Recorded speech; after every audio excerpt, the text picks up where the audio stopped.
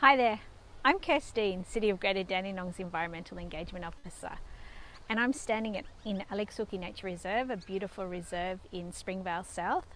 And today I'm going to share some tips on how you can get involved in nature play in your local area. Well guys, nature play is just a fancy term for getting outdoors and interacting in nature. You can do it in a multitude of ways. Anything as simple as going for a bushwalk to actually going and doing a citizen science activity. Just a few tips before you go out though. Make sure you're prepared. So make sure you have the appropriate clothing for the weather. There's nothing worse than being cold and wet on a cold, rainy day. So I would advise that you have proper jackets on a cold day, and if it's wet, get yourself a proper raincoat. Make sure you have appropriate footwear. This will protect your toes from stubbing them on rocks or sticks, and also from insect bites, and of course snakes. Some of our reserves do have snakes in City of Greater Dandenong.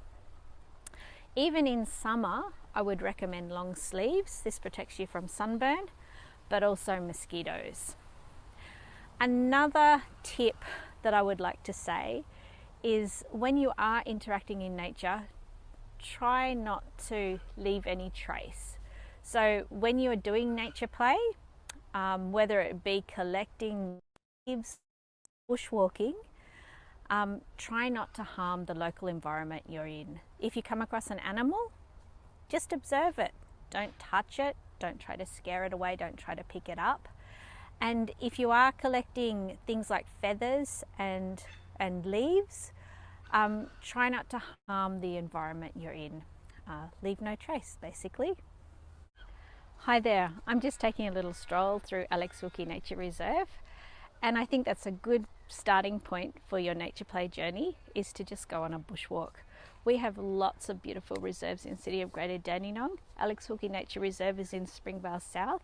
It's a beautiful example of sandbelt vegetation, which is very different to other parts of our municipality. If you were to go to Dandenong and Dandenong South, the reserves there's a lot of red gum woodlands and grasslands.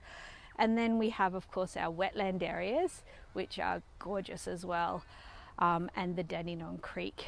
So I would highly recommend you take a look at our website, look at all the different reserves and in the different localities within our municipality, and just pick one day to go out for a walk. Now, if you're a little more adventuresome, you could get into a citizen science activity such as bird watching. There's lots of great apps that you can download to help you identify the birds, but really just going out and listening to the birds and looking at them and then coming back and checking out a book to identify them is a great way to get involved in nature play and also get your kids involved in nature play. Otherwise, just go out for a walk. It's great exercise, and as you're breathing in the fresh air that are in our bushland reserves, you can take time to relax and just be mindful of what's there. Hi, I'm here with Elizabeth and Bethany, or Lizzie and Bethy, and we're actually looking at beautiful nest construction. So this nest was blown down on the ground, a wind blown nest. Never take nests out of a tree, but we found this one on the ground, and it's just beautiful the way the birds constructed. They've used a little bit of moss, they've got some grass here, and it's a lovely little safe place for them to lay their eggs. We are actually going to make a nest today with some coconut fibre. This is actually a citizen science activity as well as a beautiful craft that you can do and learn a little bit about nests and how complex they are, because they're actually quite hard to make. But if you made your nest, take this and put it in a tree in your garden and observe what happens to it. So for example, if you put it up one night and then a couple of days later you come and you find your nest ripped apart, you know that something's going for the nests in your area. So firstly, what we do is we grab the coconut fibre and we put it into a bit of a ball, and then we want to get our thumbs like this, and we want to use our fingers to manipulate, I guess, the coconut fiber into a nest shape. So it's not as easy, and then you get an appreciation for how clever birds are at building nests that stay together. How are you guys going? Yeah, yours looks good, Bethy. That's it, Lizzie. Lizzie hurt her finger playing netball, so she's finding it a little bit difficult. But it's really interesting, depending on how you do it, you can come up with a really little cup-shaped nest like mine, or Bethy's nest is a little bit more of an open nest. Okay, I'm pretty happy with that. And then what we're going to do is we're going to make an egg for our nest. So I've got some air dry clay here, and we are going to roll this up into an egg, maybe 2 eggs. So we just roll it into a ball first, and then we make an egg shape by squeezing it at certain ends when we roll it. This will air dry, and they actually really do look like eggs. And you can then put this in your nest if you want to put it outside in one of your trees, and you can observe what happens to the egg. Because this air dry clay is still quite soft when it dries, you'll be able to see any teeth marks of, say, cats or possums trying to eat your eggs. And it's a really good way to learn a little bit about the threats that face a lot of our birds living in suburbia, as well as appreciating how skillful birds are at building nests. There we go. So I've got a cute little nest. You do not have to go and put it out in your front yard or in your backyard. You can, of course, keep this as a little bushcraft ornament to put on your desk. And a lot of people do that, don't they, Bethy? Yeah. Okay, I'm here with Lizzie and Bethy, and we're actually checking out what's living in the water here at the Alex Wilkie Nature Reserve Sense Trail pond. So this pond we know is full of pobblebonk tadpoles, and that's fantastic. But what we want to learn about is whether there's any other things living in the water here. So I've taken what's called a water sample, which is really just me dipping a bucket in the water. And then I've used a little net to swish around in the water to see if I can catch some of the little creatures that live here. Now they're called freshwater macro invertebrates. And I'm being really careful with my net because I don't want to pick up any of the tadpoles. Now collecting tadpoles is illegal, and that's also something that we don't want to do if we're doing nature play. We just want to leave them alone. I'm going to collect some of the creatures. I'm going to be really careful with looking at what they are, and then I'm going to release them back and try not to harm them. Now this is a really simple activity that you can do. You don't need any special equipment. I just picked up these nets from a $2 shop. I've got an ice cube tray. I've got some little disposable spoons, and then I've just got a bucket or a tray or something. It's better that your tray and your ice cube tray is opaque, so having a white background is great. I couldn't purchase one when I was buying it, so these are little silicone based, but that's okay because at least with that opaque background you can then see what the little creature is. Another thing that's really easy to access from Melbourne Water website is a Critters in the Creek or Freshwater Macro invertebrate chart, and this gives you an idea of what you're identifying here. It's also really handy because it tells you whether they're really sensitive animals to pollution or not so sensitive, and that means that you can actually do an assessment on the water quality and assess whether the water quality is good or bad. But for today we're just having some fun, aren't we, girls? Mm-hmm. Okay, so can you guys see anything in the water? Yeah, do you know what they are?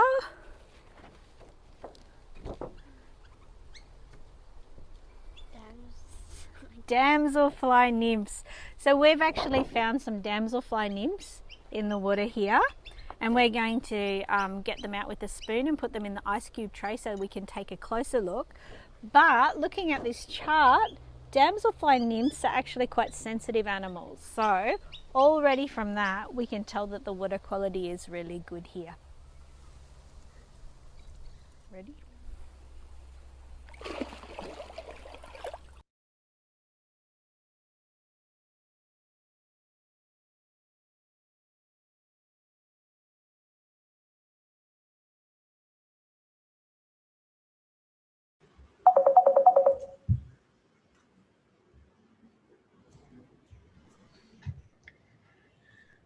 Awesome, Kirstine. Thank you very much for sharing. I really loved connecting the kids to some citizen science there, and really respect your reminder to not only look after places when we travel through them, but I believe whether it's through the citizen science component, and I'm sure you picked up your fair share of trash and whatever. It's about leaving places better than we found them. So thank you very much for just being a part of that positive ethos, and yeah, would love to just have a little bit of a yarn face to face. So how are you doing today? I'm very well. I was really interested in your Aristolochia story with the Richmond birdwing, because I was involved in a bit of a conservation project back in university days. So yeah, they've gone completely mad. They're unbelievably huge. I'll see if I can find a quick video just to share on the phone here, because it was amazing. On day one, they were kind of tiny, and now they're everywhere. I've got literally like 7 on one vine, and they're just 3 of them are on their little chrysalis now, and yeah, it's really cute to see them just. It's they build it, they shall come. It's truly the case with butterfly vines. They just come out of nowhere. Absolutely. And they were under so much threat from that introduced Parastolochia vine that they got confused with. So they were laying their eggs on the introduced ones, and then the caterpillars would, reach half size and not be able to pupate. So it's really good to see that, they're responding so favorably to you planting a vine in your backyard or having a vine there. Yeah. I think it's a Dutchman's pike, right? That was the phony. Yeah, the phony one. Yeah. Dodgy vine. So we'd love to put a little Q&A here on winter planting. Yep. Obviously, we are in the southern hemisphere, quickly descending into turmeric, ginger, tomato, carrot time of the year. So maybe we could just, we got a list of questions here. So maybe before going into the best veggies to plant, I think it is an important thing that whether it's a lack of space or there's no community gardens or people just don't feel like they have time, how can we encourage, even if it's just a pot plant full of some herbs, how can we encourage people even with a small garden to connect with some food and start growing? Yes, you don't need much. You just need a little sunny spot, some pots, and a little bit of protection from the weather. I mean, the best way to approach it is to plant what is in season, because then you won't be struggling with your climate. And I mean, what you guys can grow up in North Queensland is very different to what we're sort of planting down here in Melbourne at the moment. But yeah, you don't need a lot. And there are certainly some really easy things that you would use every day in your cooking, such as spring onions and some herbs, the chives, all of those sorts of things. They just grow almost like weeds, and that's what you want in a tricky space. So definitely nothing stopping you from jumping in and putting a few pots. Even if you've just got a balcony, you can definitely grow some really good stuff to use in your cooking, everyday cooking. Indeed. And I'm sure we're going to go through some specific veggies that are good to start getting in the ground now, but is there a kind of grow chart or a sort of website or any resource you'd recommend? So we can put it in the link now so people can just come back to it, but are there any kind of go-to resources you've seen that coming into autumn you start putting this in, and coming into spring you start putting this in? Have you seen anyone do that well? And I've seen the circular charts, but is there anything specific for Southern Victoria that you'd recommend people explore?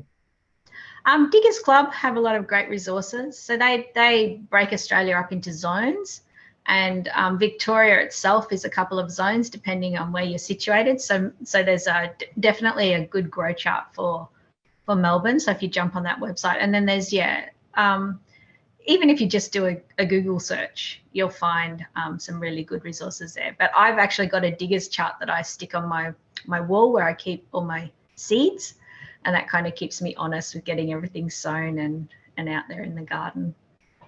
Wonderful. Yeah. And what have you been putting in recently to get ready for the coming few months? So the best winter veggies in Melbourne are, well, I've said spring onions, they're great, but things like beetroot or your brassicas, so cauliflower, broccoli, your Brussels sprouts, they all need to be in now to get a spring and a summer crop. They're the type of things that if you're planting them sort of like in late spring, they'll just bolt and not work for you. Potatoes, you might have noticed that all your potatoes are sprouting. That's because they want to grow at the moment. So yeah, get them into, and potatoes grow really well in pots. So that's like a really good thing that you can do if you don't have a lot of space. And then of course, all of the leafy greens. So like the kale, spinaches, rainbow chard, all your sort of more Chinese or Asian veggies like pak choy and things like that. They're really good to get into the ground now. So. Wonderful. And would you recommend, I don't know if it's as, I just added those into the chat there. Sorry for the spelling mistakes. Do you have any recommendations between raised beds and direct in the ground? Because up here we have the nematodes, and if you put capsicum straight into the ground up here, the fungi and everything just decimate them. Same with tomatoes. So is there anything that you'd recommend to kind of put in your raised beds compared to actually in the soil within the list that you just recommended? Yeah, so the thing with brassicas, which a lot of people really want to grow, and I guess the Asian style veggies as well, is that because they're growing over winter, they're not going to be getting as much sunlight and warmth. So they really, really rely on having good soil. So if you are going to be growing them in, say, raised beds or in containers, you really need to give them a lot of feed. So I would be looking at sort of worm castings and the worm tea. Also, yeah, just making sure you've got a lot of organic matter in that soil. I think with crop rotation in your backyard, if you don't have raised garden beds, you do have a little bit more flexibility because, the thing with raised garden beds or containers, you're not getting all the worm action coming in. You sort of have to replicate that a little bit. Yeah. Yeah, but feeding your soil is really important. And I know we had a question about that where we were talking about how can I reduce the amount of water I use for my garden? And I guess if you're doing really good soil prep, that kind of, safeguards your garden to a lot of those issues that you might have with, say, having to do a lot of watering or having, like nematodes and other things in your soil. So, yeah, making sure you've got a lot of organic matter, mulching, things like that, establishing a bit of a microclimate in your backyard or on your balcony. So if it's really windy, then shielding it, things like that can actually mean that you're sort of like working more with nature rather than fighting against it. So that's... And on that note, do you have any advice? It's probably less of an issue down south, but things like neem oil and other organic alternatives to spraying pesticides, because obviously grasshoppers and other creatures who have every right to be in the garden, but they can desecrate your crops if you're not careful. Do you have any organic advice on how to avoid herbicides and pesticides? I think I tend not to use even the more biological options such as neem oil and things like that, because it does displace other, say, predators in your garden that you might want to be there. I mean, they are sort of like a bit of a broad kind of a sweep. So I think if you do a bit of companion planting, and if you also let your herbs go to seed, so they're flowering, then you're going to attract more diversity, and that's what you want. Like the more diversity you have in your backyard around your veggie garden, the less likely you're going to have specific pests sort of attacking, because you're attracting all of these other, it's almost like a food web or an ecosystem that you're creating. Yeah. So if you can sort of, I let my coriander go to seed. I let the parsley go to seed, it flowers, I incorporate that. That's sort of like that whole herb thing, right, all the way to seed. And then you collect the seed at the end of that. That actually creates a really good layering effect in your garden. It attracts pollinators, it attracts diversity. So I think that's probably, if you can do that in your backyard, it's actually a lot less work as well. You're not continuously weeding out the things that have bolted to seed. You're not frustrated by that process. Sometimes it happens. It's just part of it. So yeah, that would be my key advice in that area. Wonderful. And I found that the chilies and the marigolds definitely help in my garden to keep, especially the chilies. For some reason, the bugs just don't like it. And I think we've got a question from James here. For summertime gardening, do I need to plant my veggies in full sun, or can I get away with being shaded for the most of the day? And maybe coupling that with the winter gardening question, would a greenhouse help some of my potted plants grow better in winter? So maybe just between those two seasons, any advice on where to put our plants? So leafy greens, things like lettuce and those, they don't actually need full sun for all of the day. So they're the sort of ones that you want to plant in those more shady areas. I mean, you can plant lettuce under other crops as well. So and nasturtiums, things like that, they're not too bad in shady spots. So anything that's got a big leaf, you can sort of see that it's got that kind of surface area to collect a bit more sunlight. Mm-hmm. Definitely, there are some crops like tomatoes and things like that will need the full sun in Melbourne, and just sort of save those really sunny spots in your backyard for those sort of crops to make them as productive as possible. Chilies as well will need the full sun. In terms of having a greenhouse, I do have one. That's where I start my seeds out on my deck, but I also buy those plastic tubs from storage tubs, and I actually grow seeds in those to start them sort of late winter.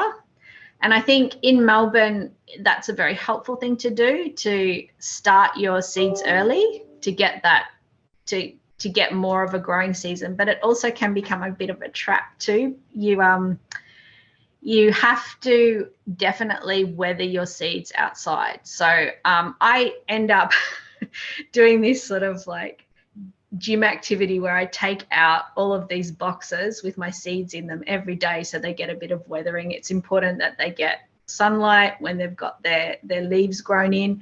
It's important that they get exposure to the different temperature fluctuations before you put them in the ground. And it's also important that you expose them to wind. That's actually something that people don't quite understand. But, you know, they have, in commercial growing operations with these seedlings, they've got a thing that brushes over them to replicate the effects of wind. That actually strengthens your seedling so that it can withstand the conditions that you're going to plant it out into. So it's a bit of a balancing act. You look at your garden and its microclimate and see what works for you. I find that if I grow my pumpkins and gourds too soon and then I put them out, they never thrive. So I prefer to actually plant them directly into my garden and let them do their thing.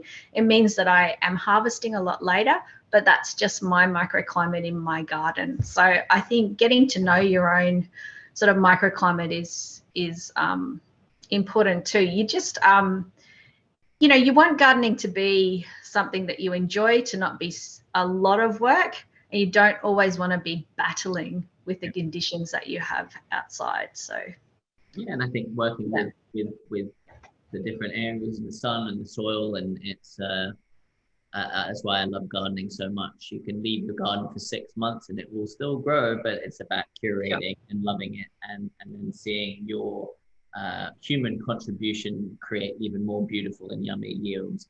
And on that note of connecting to, especially where we're at in Dandenong, where you're at, I'm up in far north now, but do you have any sort of good news stories about the local city of Dandenong and community garden spaces, or, you know, even private community garden, non-council related community garden spaces, or any ways that people within the greater city of Dandenong can connect locally to what's going on, and maybe go and suss out what, you know, people who know what they're doing, not saying just, encourage that cross sharing, and people can go and explore what a fully functional community garden looks like.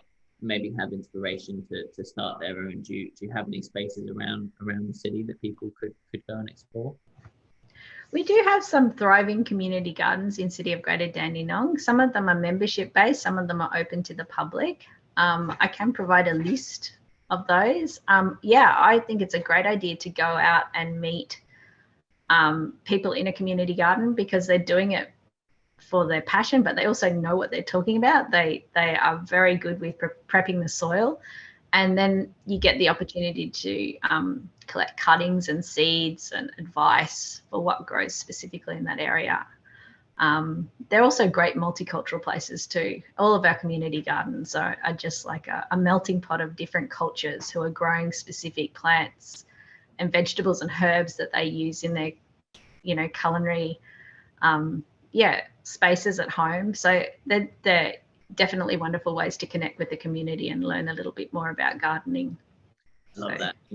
I'm a dive master up here with about 500 scuba dives, and I love that when you're underwater, it doesn't matter what language you are, what culture you are, you're all using sign language, and it's similar to being on a field or in a farm.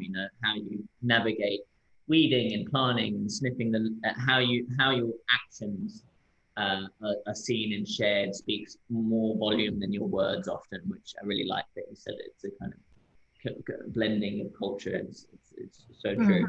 And maybe just for the final question, what are you hopeful about over these coming years? Because I know there's a lot of negative news around, and it can be stressful working in the sustainability space to see the realities of some stuff that's going on around Australia and indeed the world. But what puts a smile on your face and keeps you hopeful? I think last year, when we were in the midst of lockdown, basically seed companies and also nurseries completely sold out of all of their vegetables and herbs. I think everybody sort of panicked a little bit, but they put their panic in this direction of, I need to grow it myself, and I need to get a little bit more self-sufficient in my own backyard. I need to not always go to the supermarket. I need to just be able to walk out. And I just saw this groundswell in Melbourne of people just, even on my walks when we were out doing our, 1 hour exercise that we were allowed to do, I saw people planting up their front gardens. I saw people planting up their nature strips. I just thought that was just so hopeful in the situation, that people had kind of galvanized and focused on doing what they could in their own little space. So I think that was fantastic. And I do think that once you kind of get that gardening bug, it's not something that you go, oh, I'm sick of this. It's really addictive. So you're not going to stop. So once you sort of open that door, it's like a Pandora's box of, growing, acquiring plants, trying new things that will grow in your own space. So gifting fresh veg that you've grown and gifting plants is so beautiful, especially if you're not using virgin pots. It's someone's birthday or whatever. I think gifting life, and there's nothing wrong with flowers, but flowers unfortunately wilt. But giving something that's like, here's a plant, baby, don't kill it. It's I think gifting life is such a beautiful thing, and I definitely encourage anyone who is looking for that next mother or father or child or any gift to just friends. It's a really nice thing to give something with roots that will continue to grow as long as you keep it alive.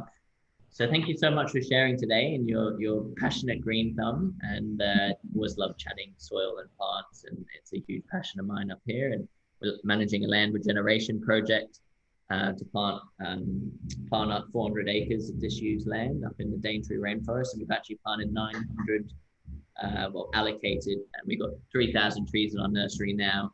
We're going to have 20,000 in the next few months, but we're planting 900 trees as a part of the Forever Fest. So 100 trees each day, and they're all native trees up here. So doing my part to do a bit of greening through us having this conversation, and the council taking this initiative to walk the talk with giving back more than they take from this festival's perspective. So I just wanted to share that because it's definitely green related.